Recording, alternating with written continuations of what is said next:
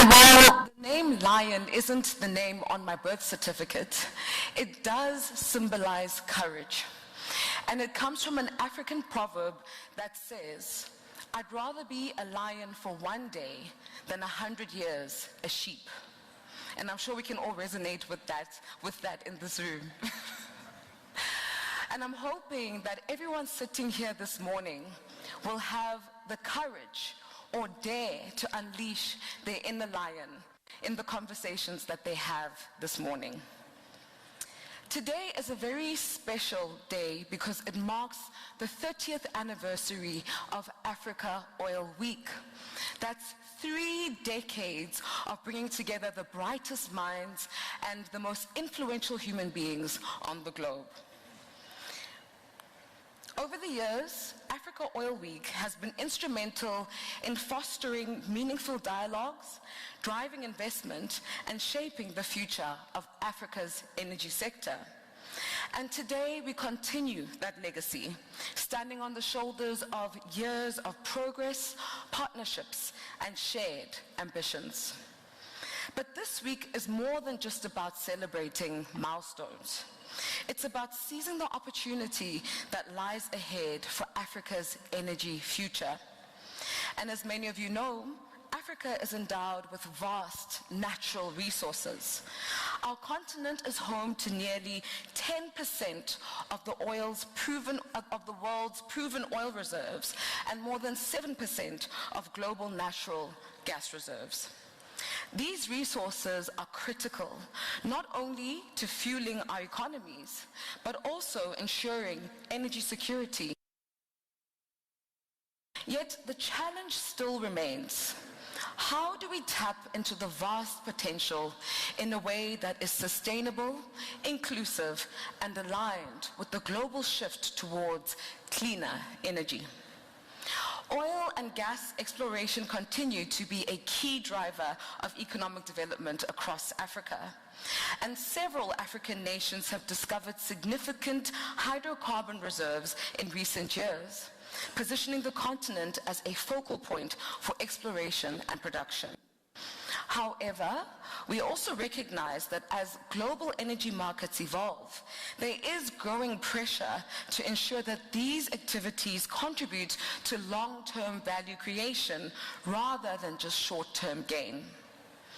And this means building local content, integrating innovative technologies, securing investments, and fostering partnerships that can drive not only exploration, but also meaningful development and job creation. One of the key pillars of this future is gas monetization. Natural gas represents a significant opportunity for Africa, not only as a cleaner burning alternative to other fossil fuels, but as a critical enabler of industrialization. And today, many African countries are embracing gas-to-power projects, LNG exports, and even domestic gas utilization as part of their national energy strategies. These initiatives have the potential to unlock new revenue streams, enhance energy security, and support the continent's broader development goals. But with great opportunity comes great responsibility. The urgency to manage and reduce carbon emissions has never been clearer. As we look at Africa's oil and gas sector, emissions management must remain a priority. The world is moving towards net zero targets, and Africa must find its place in that transition. Whether it's through carbon capture and storage, the reduction of flaring, or enhancing the efficiency of production processes, these are numerous ways our industry can contribute to a lower carbon future without compromising economic growth. I hope you are all ready, because this week we'll be having these conversations and so much more. From supply chain dynamics and financing the energy transition to digital innovation and energy mix integration. The agenda is packed with insights that will shape our strategies in the coming years. But above all, this week is about collaboration. Our continent's energy future will be defined by our ability to work together. Governments, the private sector, investors, and civil society. Whether it's building infrastructure to support a gas revolution, managing emissions effectively, or ensuring equitable access to energy, no single player can do it alone. The Africa energy transformation that we all strive for will require concerted efforts from all of us. And in the spirit of collaboration, I would like to take this opportunity to thank all of our sponsors, without whom this would not be possible.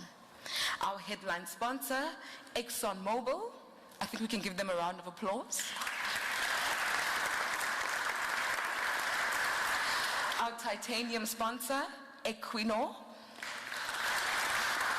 Our platinum sponsor, CEF, LEC Oil, NNPC and TGS, Cote d'Ivoire Ministry of Mines and Energy, and the United States Department of Commerce. As we kick off the 30th edition of Africa Oil Week, I encourage all of you to fully engage, bring your ideas, share your expertise, and challenge the status quo. The discussions we have here could lay the foundation for the next 30 years of Africa's energy sector and beyond. And on behalf of the organizers and our esteemed partners, we'd like to say thank you. Thank you for being here, and thank you for contributing to these critical conversations. Together, let's embrace this moment, explore the opportunities, and drive meaningful change for Africa's energy future. And with that, I say, welcome to Africa Oil Week 2024.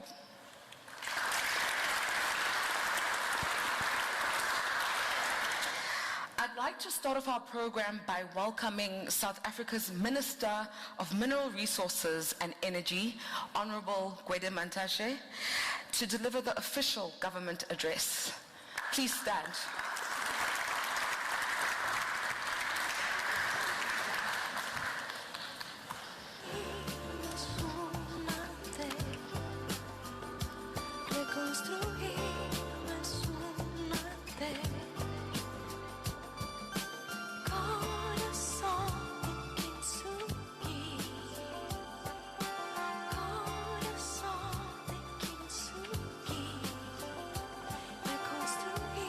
Thank you. May all be seated.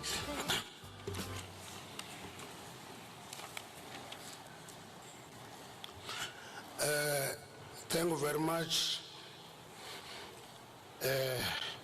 Program Director. Where is this lion now? You see, I wanted to look at this lion. I don't see the lion. Ministers present here,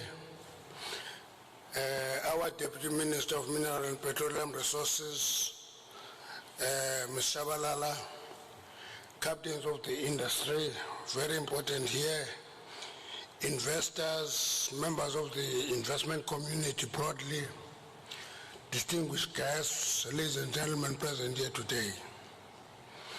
It is an honor and privilege that I welcome you to South Africa.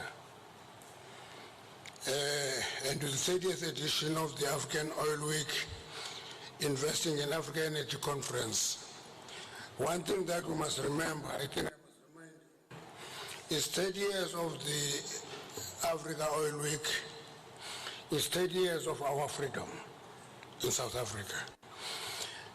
We fought for that freedom for 82 years before we attained it. 82 years, after 82 years, we got the freedom. We went through various phases. I won't bother you with that history. It's a long history. It went to deputation, memoranda, then armed struggle, and international isolation, and many, many aspects, and culminated in our freedom in 1994. Despite the sustained geopolitical tensions that remain a serious threat to global energy security, we gather here at a time when energy markets have improved, leading to the decrease of basic fuel prices for 5 months running. We pay attention to that because in our case, the price of fuel is part of the cost of living.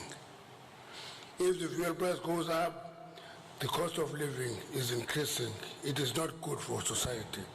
When it comes down 5 months running, we take note of that the price of oil has come down 3 months running, 5 months running.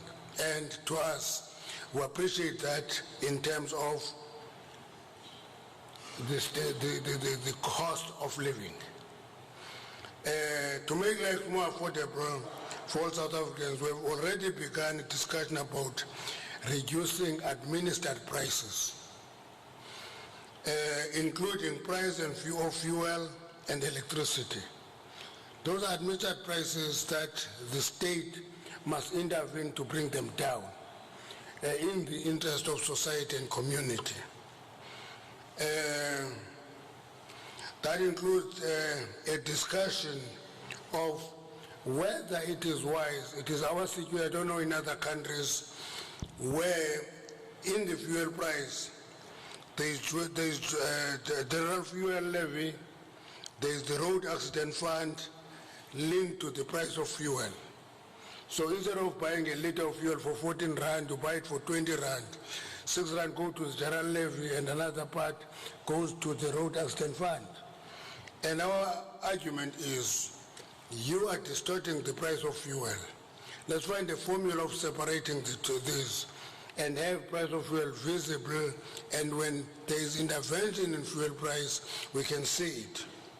We intend to conclude this discussion in the shortest possible time and look into the 3 priorities that our government of national unity has actually accepted to drive the inclusive economic growth and job creation, to reduce poverty and tackle high cost of living, to build capable and ethical and developmental state, because the state is a big partner in the management of the lives of our people.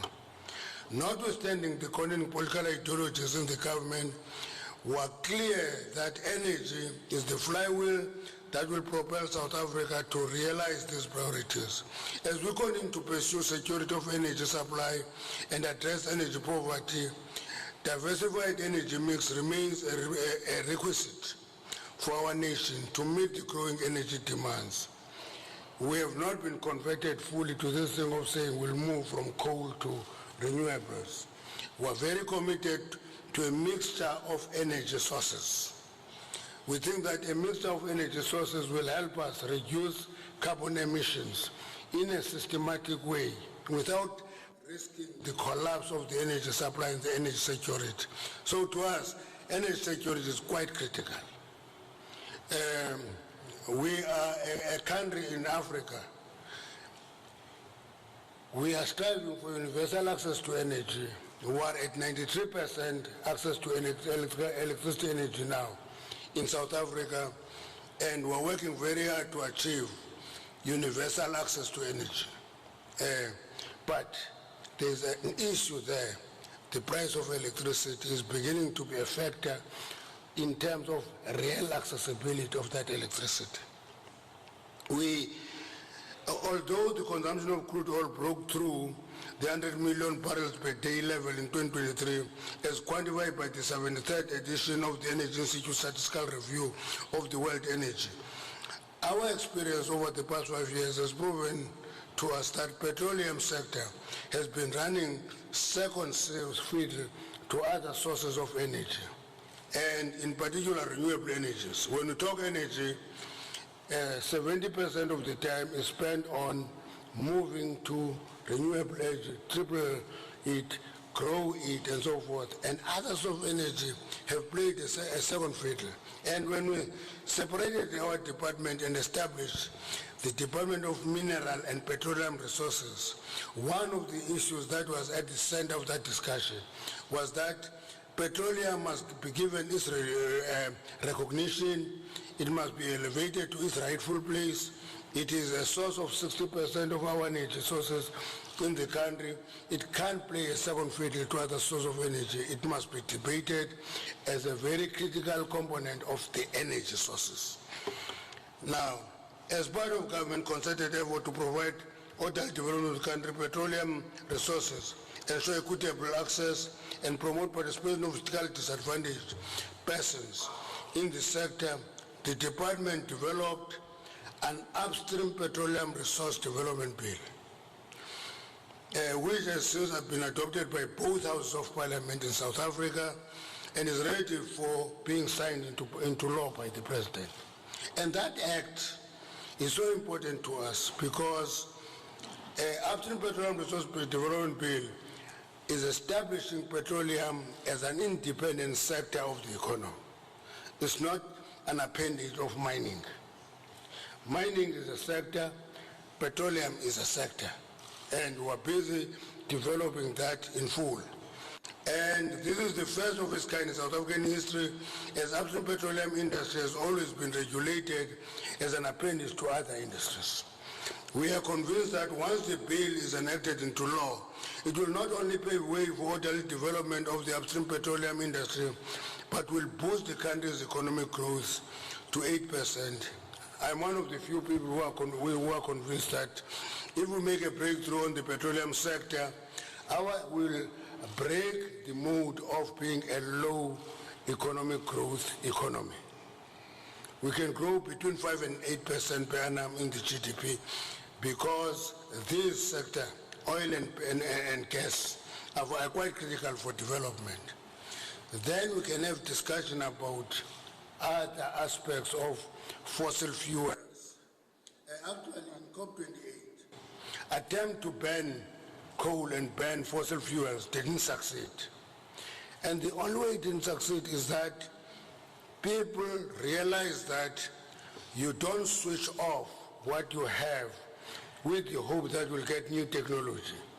You prove the new technology, you test its reliance, you test its reliability, and then you can move to new technology before you unbundle the old technology. So everybody realizes that fossil fuels are going to be with us a long time, coal is going to be with us a long time, while we're moving to new technologies for cleaner energy. Now, the Petroleum Amendment Bill, Petroleum Products Amendment Bill, is also undergoing cabinet process for approval to publish stakeholder comments. Because one thing about democracy, it's a very painful thing, but very exciting, is that you can't just pass laws as you wish. You draft laws, you test those laws with the community, conduct a public consultation. If you have not done it, you short-circuit it, your bill gets sent back to you. So we're busy with the stakeholder engagement in this. We want to promote transformation of petroleum and liquid fuel sector by encouraging participation and equity. Secondly, to ensure that people involved in manufacturing and sales of liquid fuels are regulated. And lastly, to ensure that petroleum sector contribute to the country's economic development. There's one aspect that is unique to our country, I would imagine, and the rest of the continent, is the first that we are coming from a past where black South Africans were not regarded as citizens. They didn't participate in the economic activity of the country, and as we pass laws, we facilitate participation of blacks in the economy, and I think we're succeeding in that. It irritates sometimes to an investor, but we have to persuade every investor to appreciate that it is not it's not just a thing that you do. It is an imperative for the success of a business in the long term. Because if you marginalize 80% of the population that business is running a big risk of being destabilized in the long term. So we're repeating this message over and over that let's allow black South Africans to participate in the economy. Let's begin to see. I normally tell people that if you talk about black economic empowerment, it's not about what is in the paper. I want to see evidence of black capitalists emerging from the system. Once you see those black capitalists emerging in the system is working. If there are no black capitalists emerging out of the system, it's theory. Now, in the past 2 years, Total Energies, Shell and Gulf have made 8 discoveries across the 3 blocks in Namibia Orange Basin, representing an estimated 3.5 billion barrels of potential recoverable oil. These discoveries have led to huge interest by major petroleum companies, since it is believed that Namibia discoveries may extend towards the south into South African waters. We're quite alive to that, and we're keen to see drilling coming to the South African waters and discover that oil. There's a big oil deposit in our waters that must be discovered. It can't stand in the waters of Namibia. And then there's the Orange River Basin. Then it dries up when it comes down. We are convinced that we have oil deposits. Investors must come and want them to drill and find that oil. Because that oil is really needed by us in South Africa as a country. And the discoveries of gas and condensate from 2 exploration wells drilled in Block 11 and 12 offshore of South Antoninqua Basin have also proven that South Africa underexplored deep waters have significant potential of oil and gas, thereby signaling a need to accelerate exploration efforts. Although Total has announced that they are exiting the blocks, here remains good potential for other oil and gas players to partner with the remaining operator, Main Street, and develop the block, contrary to the view that suggests Total's energy withdrawal from the block is tantamount to lack of confidence. I can assure you that that is not the issue. It is not the lack of confidence. The issue is that that company, it is encouraging that the company is major shareholder in 3 blocks in the north of South African Orange Basin. That is Total. So Total have not exited South Africa. It has exited a particular point of exploration. But it remains here, and it is actually drilling in the ultra-deep waters, and 100% shareholder on another large block that is 3 times the size of 11 and 12B South Antoninqua. So we are talking to investors. Investors talk to us. There is a deposit that has been discovered. It is left by Total. Let's facilitate that discussion. That Total give it to another major gas producer. Additionally, several exploration projects in Southern Antoninqua Basin are getting and gearing up for development, including preparation work for drilling exploration in Deepwater Orange Basin block operated by Total itself, including proposed drilling and exploration well with the option of drilling up to 4 additional wells in Block 3 and 4. The Northern Cape ultra-deepwater block has been started with environmental authorization process for drilling.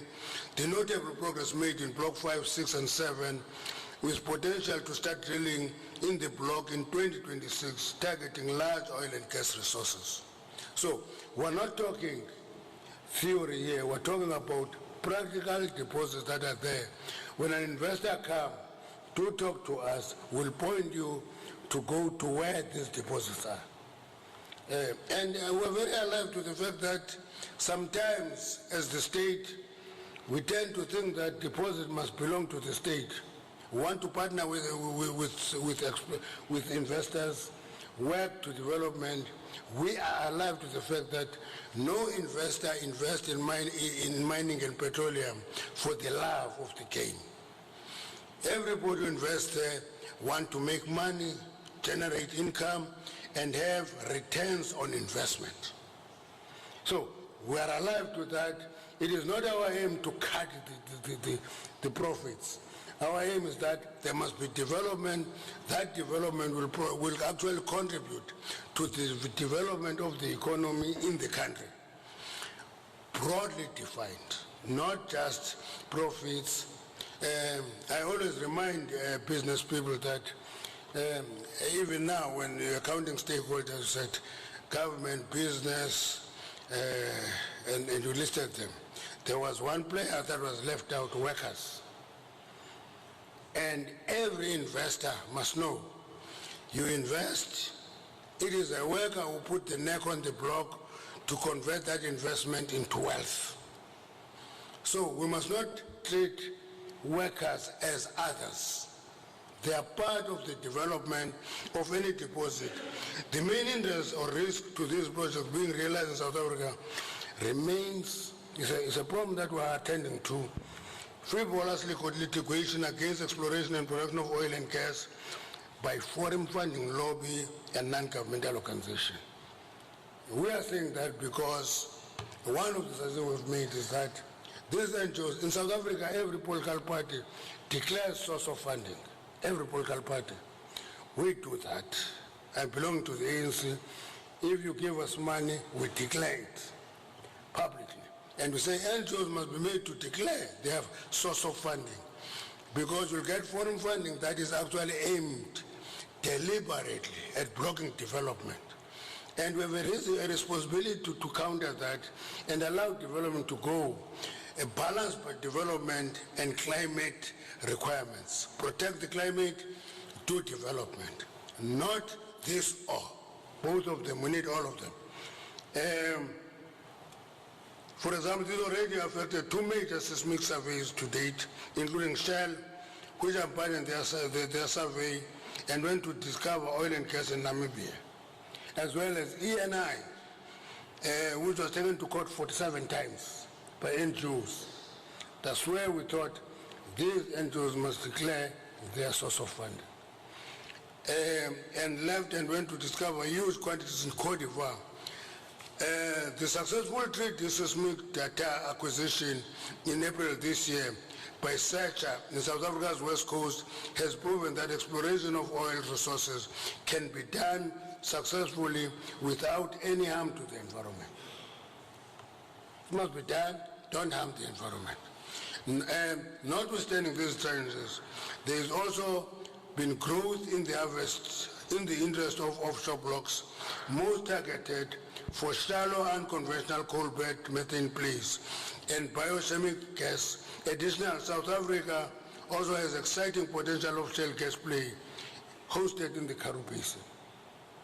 Dry Karoo, shale gas, tested, economical in terms of quantities. Up to 290 trillion cubic feet of gas estimated for development. There are potential opportunities for long-term cheaper indigenous gas supply from the Karoo Basin that could contribute to South Africa's growing energy needs and its economy. As part of the government concerted effort to establish an environmental baseline in the Karoo that will assist developing effective legislation to regulate development of shale gas in the region. In August this year, we gazetted intention to conduct geophysical investigation across the region in relation to petroleum resources. So that society must be aware, society must comment, society must tell us how they view it. What is not helpful is just to use that opportunity to block development. We don't like that. To ensure that South Africa has adequate supply of liquid fuel, the government has, through CF, concluded a transaction of sale of assets at Cyprus Precinct, which was destroyed by disasters, and Shell and BP left, and the state want to take over that facility and revive it. And this acquisition has since been approved by the Competition Commission, thus reinforcing our efforts that seek to guarantee sufficient supply of petroleum products in the period where several refineries have shut down, like Chevron, Petronas. Shell decision to divest in the downstream business operation in South Africa provides an opportunity for another investor or major oil company to take over assets as downstream sector will remain attractive for the foreseeable future given the rise of hybrid vehicles. So investors, we're not saying to you, come to South Africa. It's not a touring destination. Come and invest. We've got these deposits. They are there waiting for investors to come and invest, make money, and help us develop the economy and upgrade the lives of our people. In conclusion, we appeal to delegates at this conference and the investment community to continue investing in developing oil and gas to enable a prosperous energy outlook for Africa and promote sustainable development. We are not seeing ourselves in isolation from the continent. We are part of the continent, which is endowed with rich deposits of almost everything. But it remains a poor continent. That must change. Thank you very much. Welcome to South Africa.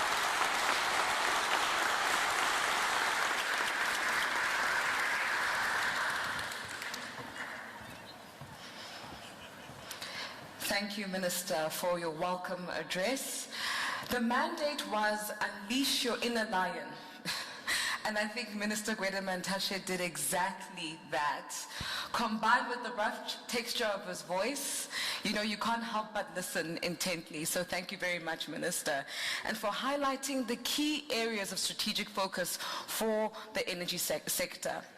I'd like to introduce our second speaker who will deliver the regional keynote, His Excellency Dr. Umar Farouk Ibrahim, who will be representing the African Petroleum Producers Organization. Please give him a round of applause.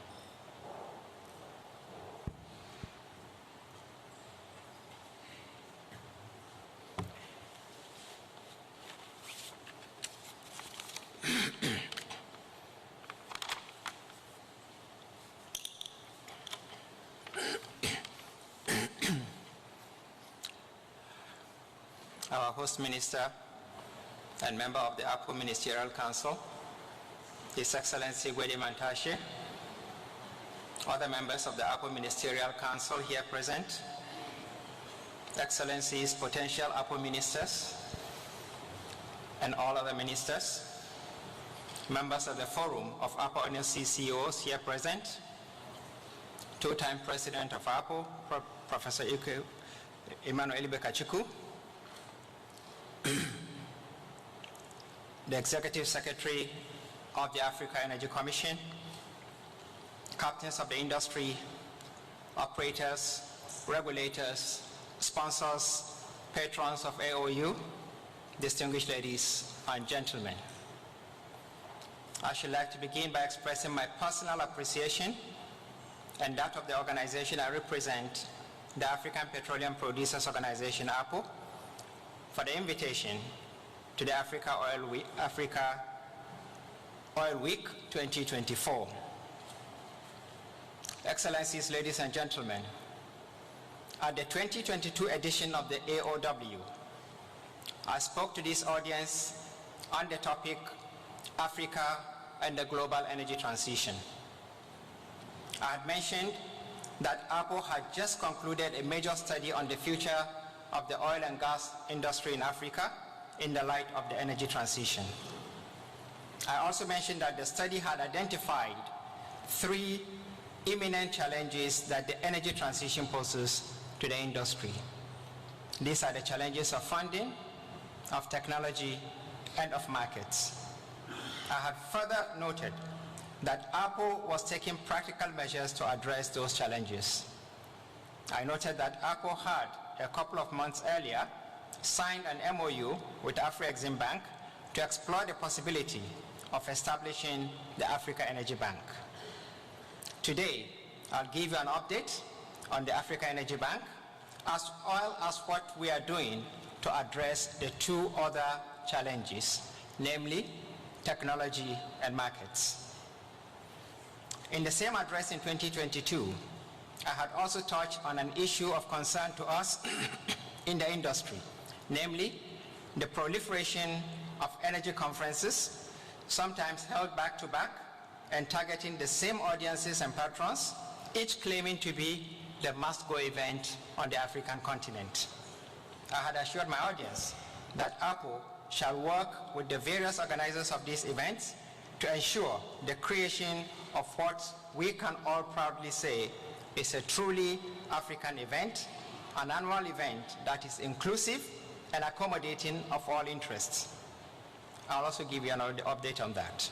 And finally, as we prepare to go to Baku for COP29, I will invite those who represent the interests of our continent in the negotiations to sound the alarm on the implications for Africa of the planned universal application of the European Carbon Border Adjustment Mechanism. Now on the Africa Energy Bank.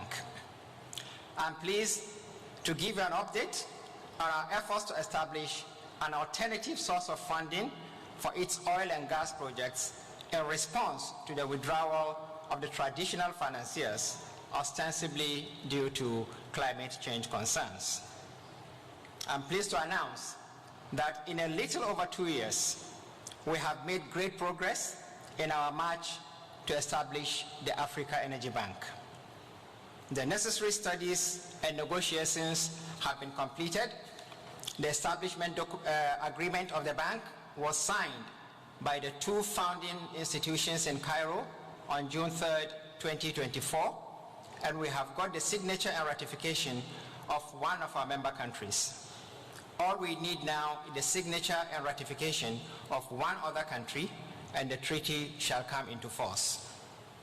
Again, I'm pleased to note that the processes of ratification have reached advanced stages in a number of our member countries.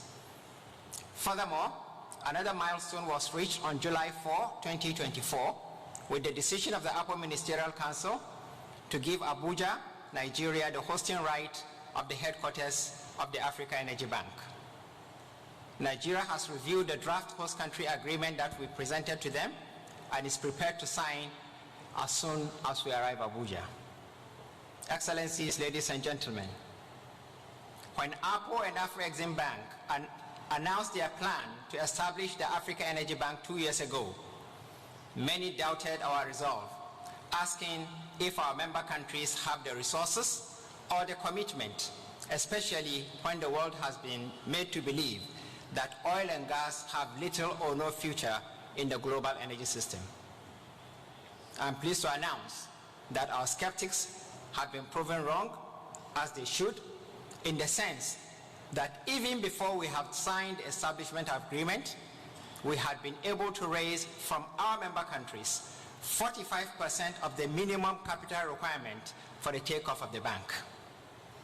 And since June,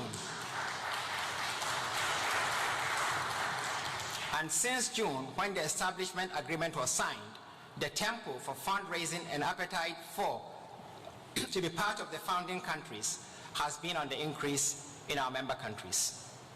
I stand before you today to proudly say that our member countries are committed to taking their destinies into their own hands. To assist us with the preparation of the takeoff of the bank, we have hired a top consulting firm, PwC, for project management of the bank. A couple of weeks ago, I was in Cairo, where together with the president of Afrexim Bank, we agreed on a date to recommend to the Upper Ministerial Council for the launch of the Africa Energy Bank. The Ministerial Council shall take a decision on this on the 1st of November in Yaoundé when they meet. Now, on the challenge of the industry technology. Apple has since created the Forum of CEOs of NOCs of Apple member countries, the Forum of Directors of Research, Development and Innovation, as well as the Forum of Directors of Oil and Gas Training Institutions. Members of this forum meet regularly, hosted by different CEOs, and I want to congratulate Ghana will be the next host country, where they discuss the challenges of the industry. In the course of doing that, they go around to see the extent of the research and training institutions in these member countries. The aim is to gradually create an understanding that it does not help our cause to duplicate these institutions when we could pool resources together for a common cause. In other words, we aim to have regional centers of excellence in the various sectors of the industry, beginning with those institutions that have advanced the most. On the challenge of markets, I had mentioned a couple of weeks ago that Apple is partnering with the Central Africa Business Energy Forum, CABEF, to promote one of the most ambitious energy infrastructure projects in Africa, the Central Africa Pipeline System, CAPS. This game-changing pipeline infrastructure project shall integrate and energize the national economies of 11 Central African states by providing easy means of transporting crude, white products, and gas through pipelines. Similarly, similar projects have been executed in West Africa, the West Africa Gas Pipeline Project, through Nigeria, through Benin, Togo, and others, and now going to Senegal and Morocco. In addition to this is the Trans-Sahara Gas Pipeline and others. Now, to the proliferation of energy events on the continent.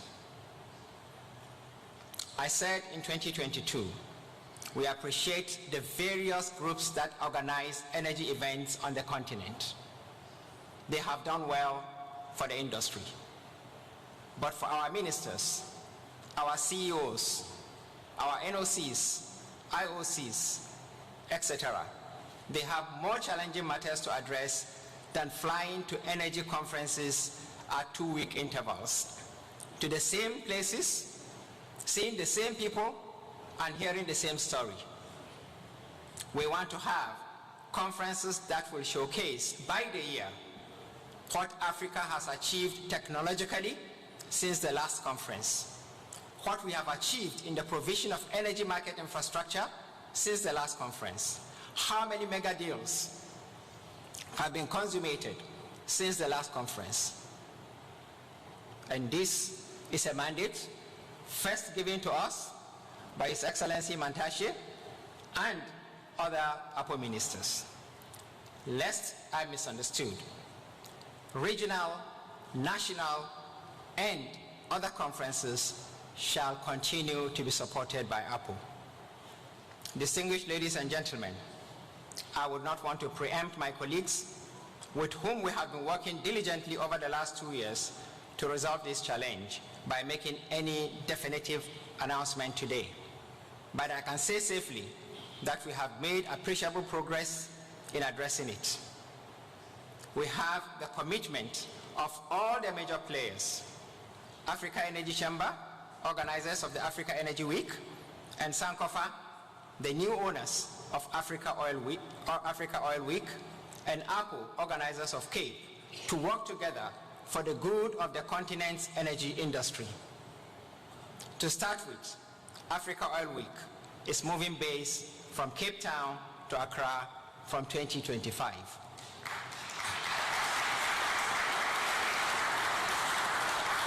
We will hear more about this on Thursday from the management of Sankofa. On behalf of you all, I thank Paul Sinclair and his team for their understanding and support in this endeavor.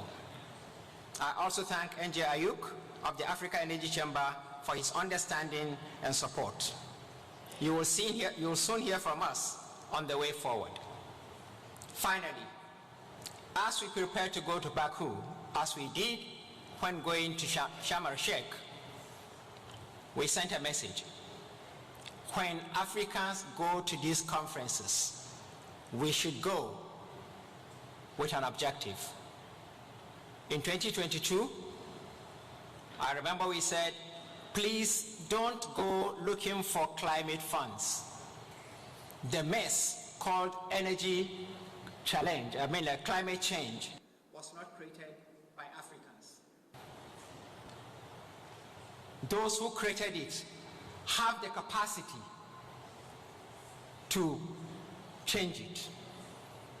What we are doing today is really running away from addressing the fundamentals. In a period of 120 years, today's advanced countries have put in the atmosphere 2,500 gigatons of emissions. That is the problem, not today's emission or tomorrow's emission. It's the legacy emissions. And these people are in a position to remove some of this through various technologies. Instead of going to ask for 100 million, etc., ask them to keep their money and let them make a pledge that 20% of that 2.5 billion gigatons should be removed by a certain period. When they do that, that will give us the opportunity to also use the same fuel to develop our countries. Africa cannot develop without fossil fuels. This is absolute, we have to agree. Renewables cannot help us there. We can't industrialize without it. As we go to Baku today, our message is Europe is working on the carbon border adjustment mechanism tax. We seem to think that, well, it's too far away. Ladies and gentlemen, this is the time to sound the alarm. If we don't, until it comes into operation, it is going to stifle our industrial development. It is going to stifle our economic development, and it's going to stifle, because we are a global world, we can't do without mixing with others. And if those on whom you have depended for so long, economically, socially, and so on, decide to implement those decisions or policies universally, I think we're in for trouble. Ask for a moratorium so that Africa can better benefit from this. That is, in our opinion, what energy transition is. Just energy transition expects us to do that. We also expect Europe to understand that the mess we are in today was caused by them, and they should be able to give us moratorium. Africa deserves better. I thank you very much.